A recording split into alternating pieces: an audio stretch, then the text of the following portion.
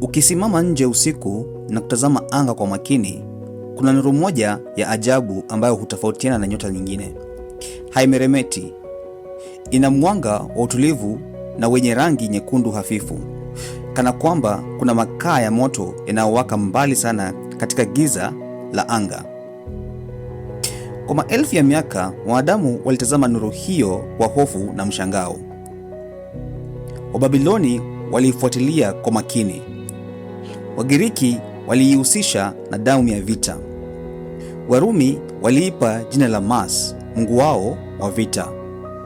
Kwa Kiswahili, sayari hii inajulikana kama Mirihi. Lakini leo Mirihi halionekani kama tena ishara ya vita. Imekuwa ishara ya matumaini makubwa zaidi kuwahi kutamkwa na binadamu.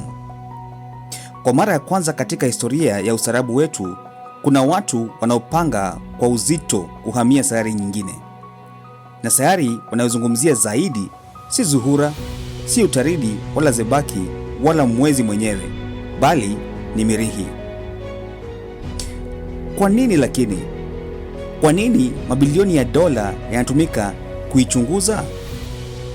Kwa nini magari ya roboti yamekuwa yakitembea juu yake kwa miaka mingi? Ni kwa nini baadhi ya wanasayansi wanaamini kwamba watoto wa kwanza kuzaliwa nje ya dunia hii yetu huenda wakazaliwa huko? Karibu kwenye Afrika Imara, na leo tutasafiri kuelekea Mirihi bila kuondoka nyumbani. Tutatembea kwenye volkano kubwa kuliko zote katika mfumo wa jua. Tutashuka kwenye korongo refu kuliko yote kuwahi kugunduliwa. Tutatafuta ushahidi wa mito na mabahari zilizokauka mabilioni ya miaka iliyopita. Na mwisho wa safari yetu tajibu swali moja kubwa. Je, Mirihi inaweza kuwa nyumba ya pili ya binadamu? Mirihi ni sayari ya 4 kutoka kwa jua. Kwa wastani ipo umbali wa kilomita milioni 228 kutoka kwenye nyota yetu. Ni ndogo kuliko dunia. Kipinyo chake ni takriban kilomita 6779, zaidi kidogo ya nusu ya kipenyo cha dunia yetu. Lakini jambo la kwanza ambalo linaweza kushangaza ni muda wa siku yake. Siku moja ya Mirihi inayojulikana kama Sol huchukua saa 24 na dakika 39. Hiyo ni dakika 39 tu zaidi ya siku ya hapa duniani. Kama ungehamia Mirihi leo, usingelazimika kubadilisha ratiba yako ya kulala na kuamka kwa kiwango kikubwa. Lakini mwaka wake ni tofauti kabisa.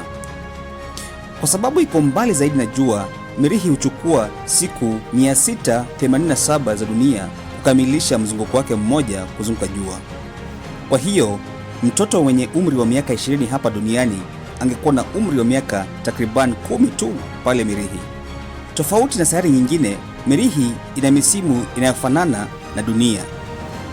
Ina kiangazi, ina baridi, ina masika na kipindi cha kupukutika kwa majani, ingawa hakuna miti inayopukutishwa majani yake. Misimu hiyo hutokana na mhimili wake kwa kuwa umeinama takriban nyuzi 25, karibu sawa na ule wa dunia. Kutoka mbali, Mirihi huonekana nyekundu. Kwa nini hii hukuwa hivyo? Jibu liko kwenye udongo wake. Uso wake umejaa madini ya chuma yaliyopata kutu baada ya kuathiriwa na oksijeni katika historia yake ya kale. Ni kutu hiyo hiyo ndiyo inayoifanya sayari hii nzima ionekana kama imefunikwa na unga mwekundu. Lakini ukisoma juu yake usingeona rangi nyekundu pekee.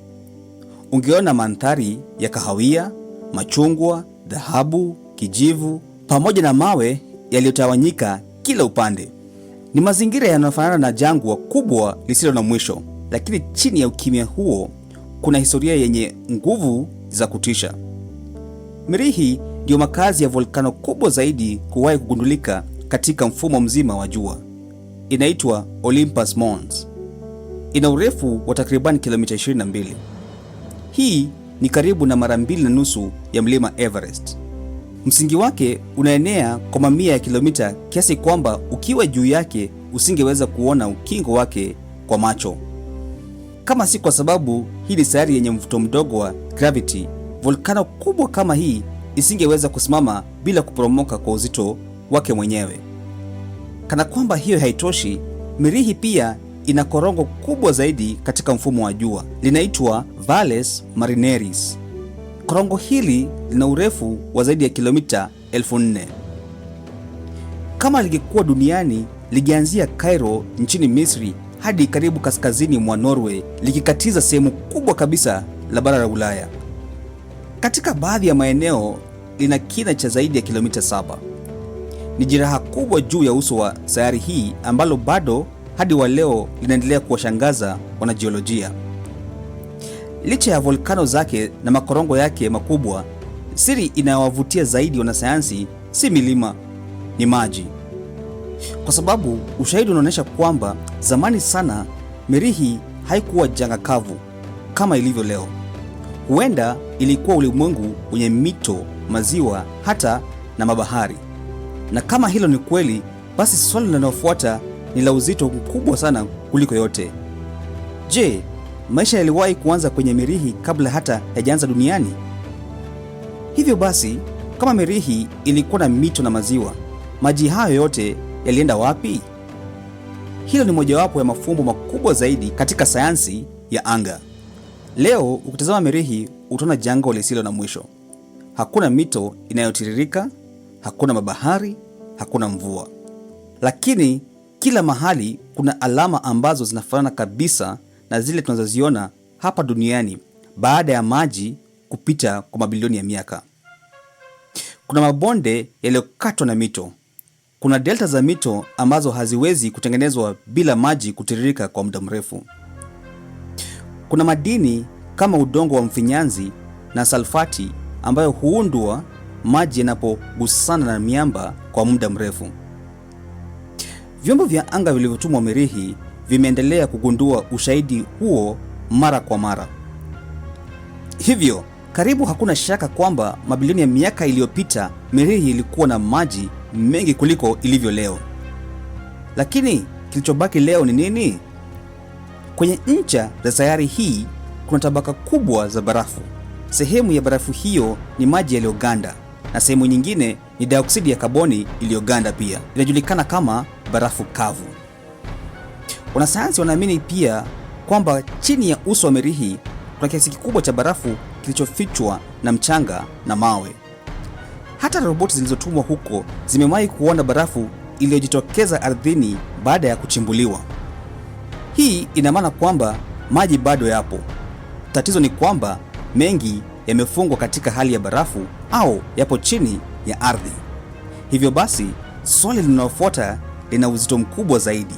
Kama maji yalikuwepo kwa muda mrefu kiasi hicho, je, maisha yaliwahi kuwepo? Hili ndio swali ambalo limefanya Mirihi kuwa moja ya sayari zilizochunguzwa zaidi katika historia. Kwa zaidi ya nusu karne, wanadamu wamepeleka vyombo vingi vya anga kuelekea Mirihi. Baadhi vilishindwa kufika, baadhi vilipotea njiani, lakini vingine vilifika na kubadilisha kabisa uelewa wetu kuhusu sayari hii. Miongoni mwa magari maarufu zaidi ya roboti ni Spirit, Opportunity, Curiosity na Perseverance. Hayana marubani. Yanaendeshwa kutoka duniani kwa kutumia kompyuta na maagizo yanayotumwa kupitia mawimbi ya redio. Kwa sababu Mirihi ipo mbali sana, hakuna mtu anayeyaendesha moja kwa moja kama gari la kawaida. Kila amri inaweza kuchelewa kwa dakika kadhaa kabla ya kufika. Kwa hivyo, roboti hizi hulazimika kufanya maamuzi mengi zenyewe. Ni kama kumfundisha mtoto mdogo kutembea peke yake kwenye jangwa la sayari nyingine. Curiosity ilitua mwaka wa 2012 ndani ya Gale Crater. Katika eneo hili iligundua ushahidi kwamba zamani kulikuwa na ziwa lenye maji yasiyo na chumvi nyingi. Mazingira hayo yalikuwa na hali ambayo kwa nadharia yanaweza kuhimili viumbe vidogo. Ugunduzi huo uliongeza msisimko zaidi uliotoka kwa roboti ya pili itwayo Perseverance. Roboti hii ilitua mwaka wa 2021 ndani ya Jezero Crater, eneo ambalo zamani ilikuwa delta ya mto. Lengo lake si kutafuta viumbe hai moja kwa moja. Lengo lake ni kukusanya sampuli za miamba na udongo ambazo siku moja zitaletwa duniani na kuchunguzwa kwa kina zaidi. Kwa nini? Kwa sababu maabara za duniani zina vifaa vya kutosha vya kisayansi kuliko vile vinavyoweza kubebwa na roboti ndogo kuelekea Mirihi. Mpaka leo hakuna ushahidi wa moja kwa moja unaothibitisha kwamba maisha yaliwahi kuwepo Mirihi. Hakuna mifupa, hakuna mimea, hakuna bakteria iliyopatikana, lakini ushahidi wa mazingira yaliyoweza kuhimili maisha unaendelea kuongezeka, na hili linaendelea kuwapa matumaini wanasayansi. Kama Mirihi ilikuwa na maji na mazingira yanayoweza kuhimili maisha, kwa nini leo imekuwa jangwa baridi lisilo na uhai unaojulikana? Jibu linaweza kuwa kwenye uga wa sumaku. Dunia ina uga wa sumaku wenye nguvu unaotokana na kiini chake cha ndani. Uga huo hutukinga dhidi ya upepo wa jua na mionzi yenye nguvu kutoka angani. Mirihi ina dalili kwamba zamani ilikuwa na uga wa sumaku pia, lakini kwa sababu ambazo bado zinachunguzwa, uga huo ulipotea mabilioni ya miaka iliyopita. Baada ya kinga hiyo kutoweka, upepo wa jua ulianza kuiondolea Mirihi angahewa lake taratibu. Kadri angahewa ilivyopungua ndivyo uwezo wa sayari kuhifadhi joto ulivyopungua pia. Maji yake yakaanza kuganda au kuyeyuka na kutorokea angani. Hatimaye Mirihi ikageuka kuwa ulimwengu mkavu tunauona leo. Kwa maneno mengine, baadhi ya wanasayansi wanaamini kwamba Mirihi ni mfano wa kile kinachoweza kutokea pale sayari inapopoteza kinga yake dhidi ya mazingira ya anga za nje. Kando na mazingira hayo magumu ya Mirihi, kuna watu wanaotaka kwenda kuishi huko. Na hapa ndipo hadithi ya Mirihi inapoingia kwenye sura mpya kabisa. Kwa mara ya kwanza katika historia ya binadamu, swali si tena kama tunaweza kufika Mirihi. Swali ni kama tunaweza kujenga makazi mapya ya wanadamu kule. Je, linawezekana kweli? Au ndoto hiyo itaishia kuwa simulizi ya kisayansi lisilotimia? Je, binadamu anaweza kweli kuishi kwenye Mirihi? Jibu ni ndiyo, lakini sio kwa urahisi. Kwa ukweli, kama ungepelekwa kwenye uso wa Mirihi leo bila vifaa maalum, ungepoteza ufahamu ndani ya muda mfupi sana. Sababu ya kwanza ni angahewa lake. Mirihi ina angahewa jembamba mno. Shinikizo lake ni chini ya 1% ya ile la dunia. Zaidi ya 95% ya hewa yake ni dioksidi ya kaboni. Oksijeni ipo kwa kiwango kidogo mno kisichoweza kutegemewa kwa kupumua. Hiyo ina maana kwamba kila mwanadamu atakaye kwenda Mirihi atalazimika kubeba mfumo wake wa hewa au kutengeneza oksijeni huko. Na jambo la kushangaza ni kwamba hatua ya kwanza tayari imepigwa. Mwaka wa 2021, kifaa kidogo kitwacho MOXIE kilichopelekwa na roboti ya Perseverance kilifanikiwa kubadilisha carbon dioxide ya angahewa ya Mirihi kuwa oksijeni. Kiasi kilichoweza kutengenezwa kilikuwa kidogo, lakini mafanikio yake yalikuwa makubwa. Kwa mara ya kwanza katika historia ya wanadamu, binadamu aliweza kutengeneza oksijeni kwenye sayari nyingine. Hilo linaonyesha kwamba siku moja wanaanga wanaweza kupumua hewa iliyotengenezwa moja kwa moja Mirihi badala ya kubeba hewa kutoka duniani. Lakini oksijeni pekee haitoshi. Binadamu anahitaji maji, na hapa ndipo habari njema zinapoanza. Katika nchi za Mirihi kuna tabaka kubwa za barafu. Pia kuna ushahidi wa barafu lililofichwa chini ya uso katika maeneo mengi ya sayari hii. Wazo la wanasayansi ni kwamba maji hayo yanaweza kuyeyushwa na kusafishwa, yatumike kunywa, yatumike kulima, na yakigawanywa kutumia umeme yanaweza kutoa oksijeni na hidrojeni. Hidrojeni inaweza kutumika kutengeneza mafuta ya roketi. Kwa hivyo, maji ya Mirihi yanaweza kuwa moja ya rasilimali muhimu zaidi kwa makazi ya baadaye. Lakini hata ukiwa na maji na oksijeni, bado kuna adui mwingine asiyeonekana: mionzi. Dunia inalindwa na uga wake wa sumaku pamoja na angahewa nene linalozuia sehemu kubwa ya miale hatari kutoka kwa jua na anga za mbali. Mirihi haina ulinzi huo wa kutosha. uso wake hupokea kiwango kikubwa sana cha mionzi. Kwa mtu anayeishi hapo kwa miaka mingi, mionzi hiyo inaweza kuongeza hatari ya saratani na kuharibu seli za mwili. Ndiyo maana baadhi ya wataalamu wanapendekeza kwamba makazi ya kwanza ya binadamu kwenye sayari hii yajengwe chini ya ardhi. Wengine wanashauri yajengwe ndani ya mapengo makubwa ya zamani ya lava yaliyoganda. Udongo wa Mirihi unaweza kufanya kazi kama ngao ya asili dhidi ya mionzi. Kwa njia hiyo, wakazi wake wataishi salama zaidi kuliko juu ya uso wa sayari. Changamoto nyingine ni mvuto wa gravity. Nguvu ya mvutano wa Mirihi ni takriban asilimia 38 ya ile ya dunia. Kwa hivyo, mtu mwenye uzani wa kilo 80 hapa duniani atakuwa na uzani wa kilo takriban 30 kule Mirihi. Mwanzoni hilo linaweza kuonekana kama faida, lakini kwa muda mrefu linaweza kuwa tatizo. Misuli isipotumika kwa nguvu za kawaida huanza kudhoofika.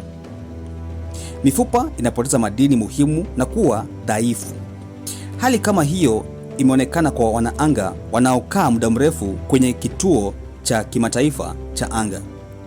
Kwa hiyo, wakaazi wa Mirihi huenda wakalazimika kufanya mazoezi kila siku ili kulinda afya zao. Na je, chakula? Hakuna supermarket Mirihi, hakuna mashamba, hakuna mifugo, hakuna miti ya matunda. Kila chakula kitapaswa kulimwa.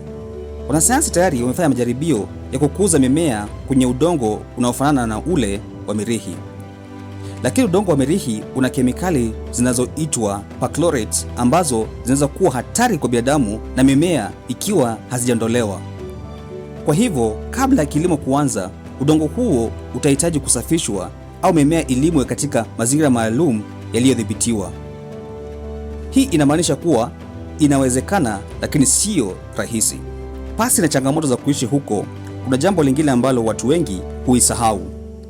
Nayo ni safari ya kuelekea Mirihi. Kufika Mirihi si sawa na kupanda ndege kutoka Nairobi kwenda Dar es Salaam au London. Ni safari ya kuvuka anga la mbali kwa umbali unaweza kufikia mamia ya mamilioni ya kilomita. Jambo la kushangaza ni kwamba roketi haziendi Mirihi wakati wowote zinapotaka. Wanasayansi hulazimika kusubiri muda maalum ambapo dunia na Mirihi zinakuwa zimejipanga katika nafasi inayofaa zaidi kwenye mizingo yao ya kuzunguka jua. Dirisha hili la safari hufunguka takriban mara moja kila miezi 26. Ndio kipindi ambacho matumizi ya mafuta hupungua na safari hukua na ufanisi zaidi. Iwapo dirisha hilo litapitwa, inaweza kulazimu kusubiri zaidi ya miaka miwili kabla ya kupata nafasi nyingine nzuri ya kuondoka. Hata hivyo, vyombo vya anga havisafiri kwa mstari wa moja kwa moja. Badala yake, hutumia njia maalum inayotumia mvuto wa jua na mwendo wa sayari ili kupunguza matumizi ya mafuta. Njia hii inajulikana kama Harman Transfer Orbit na ndiyo njia yenye ufanisi zaidi kwa teknolojia ya sasa. Hata safari yenyewe si fupi. Kwa teknolojia ya sasa, safari ya kwenda Mirihi inaweza kuchukua kati ya miezi 6 na 9 kutegemea na kasi ya chombo cha anga na nafasi ya sayari hizo wakati wa kuondoka. Katika muda huo wote, wanaanga wataishi ndani ya chombo kidogo cha anga, mbali zaidi na dunia kuliko binadamu yeyote aliyewahi kufika. Watakabiliwa na mionzi mikubwa kutoka angani, mazingira ya uzito mdogo yatakayodhoofisha misuli na mifupa yao, pamoja na upweke mkubwa wa kisaikolojia, na hata mawasiliano na dunia hayatakuwa ya papo kwa hapo. Ujumbe unaweza kuchukua kati ya dakika 4 na zaidi ya dakika 20 kufika, kutegemea na umbali kati ya sayari hizi mbili. Hilo lina maana kwamba mazungumzo ya kawaida hayatakuwepo. Kila swali litahitaji kusubiri na kila jibu litakuja baada ya muda. Lakini changamoto kubwa zaidi huenda isiwe safari ya kwenda, bali safari ya kurudi. Kwa sababu wanaanga hawawezi kuondoka Mirihi wakati wowote wanapotaka. Watalazimika kusubiri tena mpaka dunia na Mirihi zijipange katika nafasi inayofaa kwa safari ya kurudi. Kwa hivyo, misheni nyingi zinazopangwa leo zitahitaji wanaanga kukaa Mirihi kwa kwa zaidi ya mwaka mmoja kabla ya kuanza safari ya kurejea duniani. Kwa maneno mengine, mtu anayekubali kwenda Mirihi hatakuwa anaenda kwa matembezi mafupi. Atakuwa ameanza moja ya safari ndefu na ngumu zaidi kuwahi kufanyika na binadamu. Ni nani hasa anayepanga safari hizi? Pamoja na changamoto zote hizi, mashirika mbalimbali yanaendelea kuandaa safari za baadaye. NASA inaendelea kutengeneza teknolojia za kupeleka wanadamu Mirihi. Shirika la anga la Ulaya nalo linafanya tafiti zake. Hata hivyo, miongoni mwa hawa wote anayezungumzia safari hii zaidi ya kwenda Mirihi ni mfanyabiashara Elon Musk kupitia kampuni yake ya SpaceX. Lengo lake ni kutengeneza mfumo wa usafiri wa anga unaoweza kubeba mamia ya watu kwenda Mirihi kwa gharama nafuu zaidi kuliko ilivyowahi kufikiriwa. SpaceX inaendelea kutengeneza roketi kubwa inayojulikana kama Starship ambayo imekusudiwa kusafirisha mizigo na baadaye binadamu kuelekea Mirihi. Dhamira yao ya muda mrefu si kufanya safari moja ya matembezi, ni kujenga makazi yanayoweza kujitegemea, makazi yatakayozalisha maji, yatatengeneza oksijeni, yatalima chakula na siku moja huenda yakawa nyumbani kwa maelfu ya watu. Kwa mujibu wa Elon Musk, kukuwa na ustaarabu unaoweza kuishi kwenye sayari zaidi ya moja kunaweza kuongezea nafasi ya kuendelea kwa uhai wa binadamu endapo janga kubwa likatokea duniani. Hata hivyo, wataalamu wengi wanaamini kuwa kufanikisha ndoto hii kunahitaji maendeleo makubwa zaidi ya kiteknolojia na huenda itachukua miongo kadhaa kabla ya kuwa uhalisia. Lakini hata kama safari hiyo itafanikiwa, kazi halisi ndiyo itaanza: kujenga nyumba, kutengeneza hewa, kuzalisha chakula, kutengeneza maji, kulinda afya na kuhakikisha kwamba kizazi cha mwanzo cha wakazi wa Mirihi kinaweza kuendelea kuishi. Kwa hivyo, kwa sasa Mirihi bado ni lengo la baadaye, si makazi ya sasa. Kabla ya binadamu kuanza kujenga miji kwenye sayari hii, kuna swali moja la kimaadili ambalo limewanyima wanasayansi usingizi. Je, vipi ikiwa bado kuna viumbe vidogo vya asili vya Mirihi vilivyojificha chini ya ardhi? Huenda havionekani kwa macho, huenda vinaishi ndani ya barafu au chini ya miamba kwa mabilioni ya miaka. Tukienda huko na bakteria za kutoka duniani, je, tutavichanganya na kuharibu ushahidi wa kwanza wa maisha ya nje ya dunia? Au pengine bila kujua tutaleta magonjwa ambayo yataharibu mazingira ya Mirihi kabla hatujayafahamu? Haya ni maswali ya filamu za kisayansi na mijadala inayofanyika leo katika taasisi za utafiti duniani. Kwa sasa, Mirihi inaendelea kuzunguka jua kimya kimya. Sayari nyekundu iliyopigwa na upepo wa vumbi kwa mabilioni ya miaka. Sayari iliyowahi kuwa na mito, labda hata maziwa, labda hata mabahari, na huenda pengine hata maisha. Kila roboti tunayopeleka hurudisha picha mpya. Kila kipande cha mwamba kinachoguswa hutufundisha historia mpya. Kila ugunduzi mpya hutufanya tujiulize swali lile lile ambalo wanadamu wamekuwa wakijiuliza tangu walipoanza kutazama nyota. Je, sisi ndio viumbe pekee wenye akili katika ulimwengu huu? Huenda jibu haliko kwenye galaksi ya mbali. Huenda limejificha chini ya mchanga mwekundu wa Mirihi. Na huenda kizazi chetu ndicho kitachogundua ukweli huu. Mpaka siku hiyo ifike, Mirihi itaendelea kuwa zaidi ya sayari. Itabaki kuwa alama ya udadisi wa binadamu, ushahidi kwamba sisi ni viumbe ambao hatutosheki kuishi sehemu moja, na kwamba kila tunapoona upeo wa mwisho tunaanza kutafuta upeo mwingine. Na kwa sababu historia ya binadamu haijawahi kuandikwa na wale walioogopa kusafiri, imeandikwa na wale waliothubutu kwenda mbali zaidi kuliko wengine. Na huenda safari kubwa zaidi ambayo ustaarabu wetu umewahi kufanyika bado haijaanza.